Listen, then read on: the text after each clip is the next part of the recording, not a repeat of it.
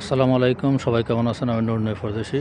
দেখেন বন্ধুরা, এই গ্রিন হাউসে আমরা ধনিয়া পাতার বীজ একবার লাগানোর পরে আমরা 8 বার কাটিং করার পরে 9 বারের সময় দেখেন আর কাটিং করা সম্ভব না, অর্থাৎ ফুল চলে আসছে। এই জন্য আমরা একদম গোড়া থেকে ক্যান্সেল করে দিচ্ছি, নতুন করে আবারও বীজ ছিটানোর জন্য। এখন প্রায় প্রতিটা ধনিয়া পাতায় বীজ চলে আসছে, ফুল চলে আসছে। এই জন্য আমরা এগুলি ক্যান্সেল করে নতুন করে আবার বীজ ছিটাবো। এ নিয়ে আমাদের 8 বার কাটিং করেছি, 9 বারের সময় আমরা একদম গোড়া থেকে উঠে দিয়েছি। দেখেন,